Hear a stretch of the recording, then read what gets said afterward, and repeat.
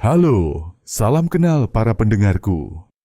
Channel YouTube ini dibuat untuk membantu kalian yang tidak memiliki banyak waktu untuk membaca novel. Ya, inilah solusinya.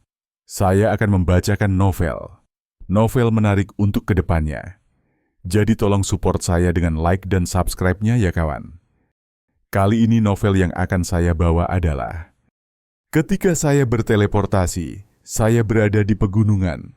Saya memilih kenyamanan daripada kekuatan dalam menghadapi kemunduran.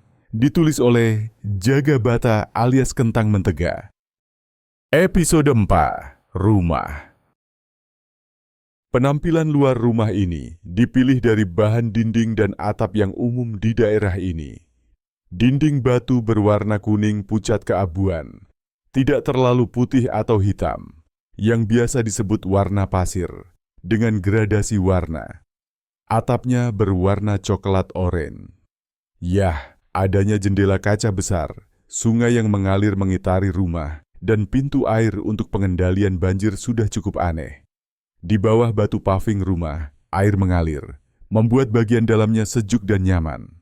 Meskipun di musim dingin, aku harus menutup pintu air agar tidak kedinginan. Bagian dalamnya berdinding plester putih, dengan balok kayu coklat tua di langit-langit, dan lantai batu coklat muda. Lantainya tampak seperti ubin besar, tetapi sebenarnya adalah batu paving yang tebal. Batu yang sama terhampar di teras di luar jendela geser besar. Ada rak di teras, yang rencananya akan dijadikan pergola anggur. Lantai 2 terbuat dari papan kayu coklat tua dengan warna yang sama dengan balok kayu. Di lantai 1 terdapat dapur, ruang tamu, dan di sebelah kanan aula masuk, terdapat ruangan yang mungkin untuk kepala pelayan, terhubung dengan dapur. Di sebelah kiri, ada satu ruang tamu. Di lantai 2 terdapat kamar tidur, ruang belajar, dan 3 kamar tamu. Ada tangga dari ruang tamu ke kamar tidur, dan tangga dari aula masuk ke kamar tamu, sehingga memisahkan area publik dan area pribadi. Aulanya luas, layaknya rumah orang kaya. Keistimewaan rumah ini adalah air ledeng, saluran pembuangan, persediaan makanan dan kayu bakar, dan toilet. Biasanya, orang harus mengambil air dari sumur atau sungai dengan kendi, tetapi di sini, air keluar hanya dengan memutar keran, dan air panas juga tersedia di kamar mandi. Toiletnya juga menggunakan sistem flush. Aku memilih perlengkapan air daripada kompor atau lampu. Meskipun tidak ada kompor gas atau listrik, kayu bakar di tempat penyimpanan kayu bakar tidak pernah habis. Aku tidak ingin lagi repot mengumpulkan kayu bakar. Selain itu, aku juga meminta 2 perapian dan oven untuk memasak, dan tungku seperti wok Cina besar, sesuatu yang asing di negara ini, tempat aku bisa meletakkan panci. Ada 2 oven batu, 1 oven dengan efek penyimpanan panas yang kuat, agar panasnya bertahan lama setelah api padam, untuk memanggang roti berulang kali atau memasak lambat semalaman. 1 lagi oven untuk pizza dan masakan api langsung, dengan efek insulasi tinggi agar api tetap menyala. Penampilannya sama, tetapi jenis batunya berbeda, terutama di bagian bawah tungku. Aku tidak begitu mengerti. Gudang makanan berisi banyak bahan makanan. Jenisnya tidak tak terbatas, jadi aku memilih yang sering kugunakan, yang tidak ada di dunia ini, yang rasanya sangat berbeda, dan yang sulit didapat. Meskipun akhirnya jumlahnya tetap banyak, aku membayangkan masakan yang ingin kumakan, lalu meminta daftar bahan-bahannya dan saran, lalu memilih mana yang akan disimpan, tetapi sulit untuk menguranginya. Di rak-rak yang dibagi menjadi kotak-kotak, terdapat beras, sawi putih, kentang, daun teh, miso, kecap asin, berbagai macam koji, daging sapi, babi, domba, dan ayam. Masing-masing bagiannya diletakkan di atas papan dan disusun di rak. Ikan ayu berenang di dalam ember, dan ikan sanma bergerombol, atau lebih tepatnya, permukaan air di ember bergerak, seolah-olah selalu berpusat pada ikan yang berenang. Seharusnya tidak terhubung dengan Jepang. Tapi bagaimana ini bisa terjadi? Gudang makanan impian yang isinya tidak pernah habis. Jujur saja, Aku paling banyak meminta bantuan untuk gudang makanan ini. Sebenarnya, aku disarankan untuk memilih semua sihir daripada bakat sihir, dan semua bela diri daripada bakat bela diri.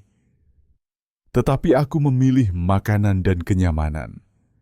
Rumah yang bersih, nyaman, dan lengkap dengan linen.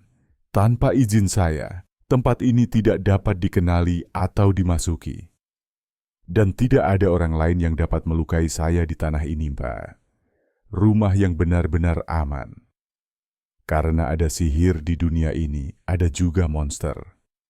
Katanya, aku akan dilindungi selama 3 bulan sejak kepindahanku untuk mempelajari dunia ini. Pantas saja aku merasakan keberadaan binatang buas, tetapi tidak pernah melihatnya.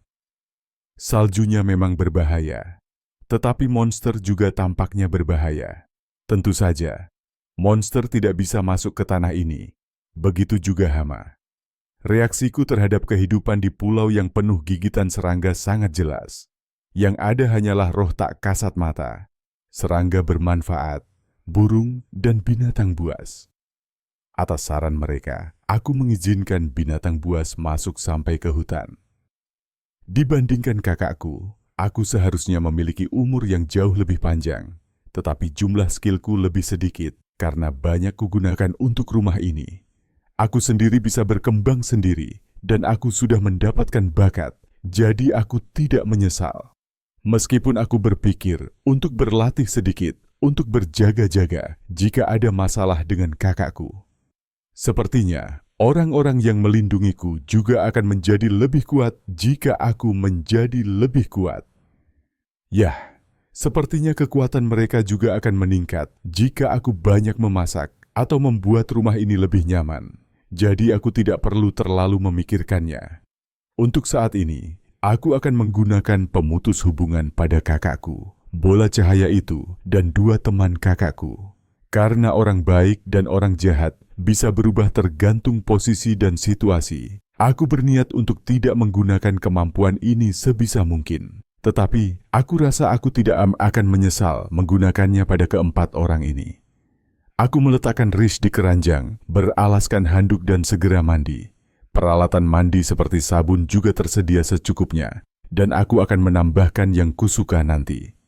Meskipun aku sudah mandi, tubuhku yang kotor sulit berbusa, dan ada sesuatu yang mengambang di air, membuatku jijik. Anehnya, meskipun penampilanku berubah, kekotoranku tetap sama. Setelah mandi aku merasa segar. Ketika aku bercermin, aku melihat seorang pria tampan, seperti campuran Van, Ludil, dan Is. Rambut hitam, kulit putih, mata ungu tua, dan tubuh yang proporsional. Penampilanku seperti gabungan dari mereka bertiga. Seperti rupa orang-orang biasanya di sini, aku membuka pintu air untuk mengalirkan air ke kincir air, lalu menumbuk beras menjadi beras putih. Aku menggunakan penilaian untuk mengetahui caranya. Informasi tentang makanan sangat detail dan bermanfaat. Aku harus bagaimana dengan dedaknya? Apa aku harus menyimpannya dan membuat acar dedak jika sudah banyak? Ada 2 jenis kincir air kecil, 1 untuk menumbuk dan 1 untuk menggiling menjadi tepung. Ada mekanisme lain di balik dinding, dan ketika aku menggunakan penilaian, ternyata itu untuk mengepres kain dan menyamak kulit. Aku tidak tahu apa itu mengepres kain, dan karena bukan tentang makanan, aku tidak tahu cara menggunakannya. Kurasa aku tidak akan menggunakannya. Strukturnya berbeda dengan yang kulihat di drama sejarah. Sebagian besar mekanisme kincir air ada di bawah tanah dan memutar alu dari bawah. Meskipun disebut bawah tanah, karena bangunan ini di lereng, sisi lainnya sebenarnya setara dengan lantai 1. Dinding batunya memberikan kesan yang aneh. Kebetulan atau tidak, ada juga oven untuk memanggang roti, dan areanya terbilang luas. Aku menduga lantai 2 adalah tempat penyimpanan gandum, tetapi aku tidak membutuhkan ruang seluas ini. Aku punya gudang makanan dan penyimpanan, dan aku sendirian. Mungkin anehnya aku punya kincir air. Nanti aku akan mengambil gandum dari gudang makanan dan menggilingnya. Ada 3 jenis gandum, dan aku terkejut, tetapi ternyata itu adalah tepung terigu protein rendah, tepung terigu protein tinggi, dan tepung untuk pasta. Aku terkejut karena tepung untuk pasta terpisah. Ternyata itu gandum durum. Meskipun agak panas, aku menyalakan tungku dan oven, lalu memberi Rish minum. Sepertinya dia hanya perlu minum air, tetapi dia juga bisa makan daging. Namun karena dia masih lemah, aku disuruh memberinya makan daging setelah dia sehat. Kalau tidak tahu, aku pasti sudah memberinya makanan bergizi yang sepertinya bisa dimakan anak anjing. Aku mencuci beras yang sudah ditumbuk, lalu memasukkannya ke dalam panci dan memasaknya. Aku memotong tipis-tipis kol dan memanggang sirloin. Lauknya memang aneh, tetapi selama masa bertahan hidup itu, yang kuinginkan hanyalah nasi panas, daging dan kol iris, jadi tidak apa-apa.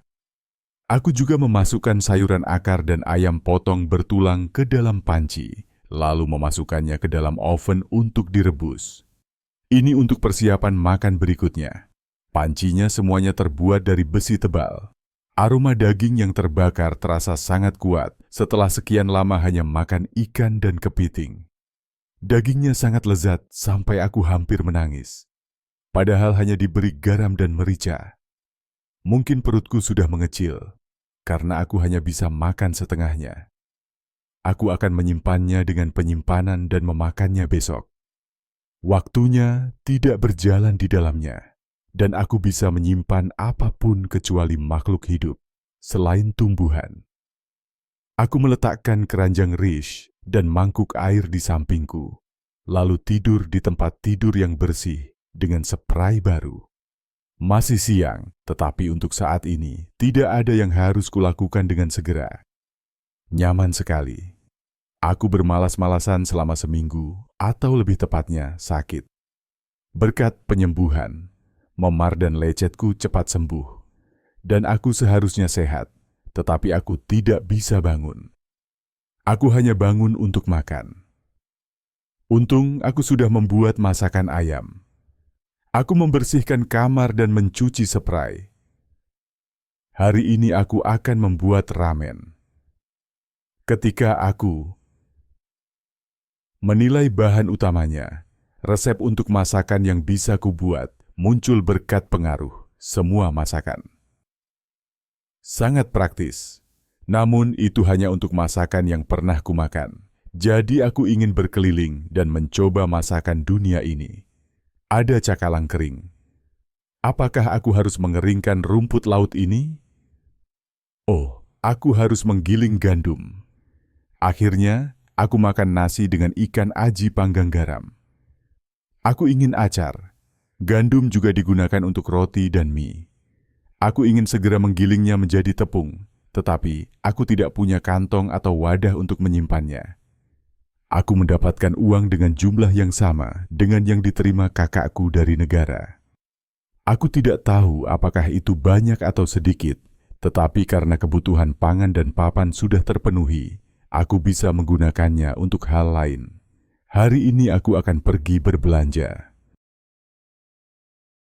Bersambung. Tunggu episode selanjutnya dan ajak teman-teman kalian untuk menonton video ini. Sampai jumpa!